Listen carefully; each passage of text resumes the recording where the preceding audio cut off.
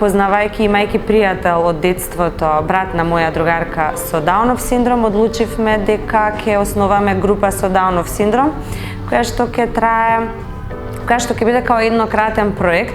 Меѓутоа, приказната се разви, приказната продолжи, на сите многу ни се допадна и тој еднократен проект веќе трае 9 години.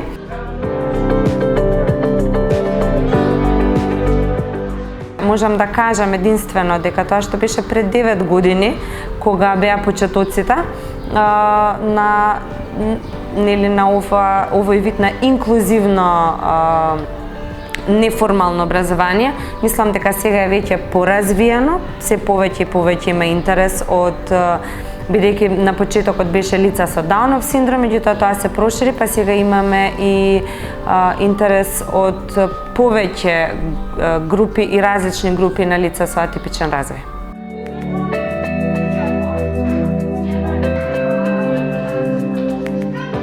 Би го издвоила и сега најновото патување во Варшава.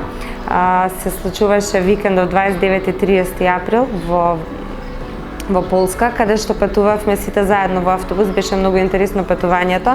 Патувавме групата со попреченост, најмалите членови од мини кидс категорија, детска категорија, јуниорска и младенци, првата постава младенци на студиото, кои што воедно танцуваа заедно со дечките со Даун синдром и со други попречености и го освоја првото место во Варшава.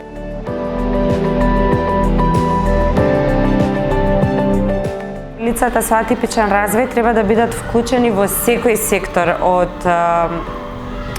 сите овие културни настани, дали пеење, цртање, па и останати активности, спорт и култура. Спортот и културата се важни за растот и развојот на секој од нас, било тоа дете, возрастен со типичен, атипичен развој и де факто дека треба да бидат вклучени. Резултатите се големи, не само кај лицата со атипичен развој, туку и тоа што сите ние го придобиваме со учење и со спознавање на различностите.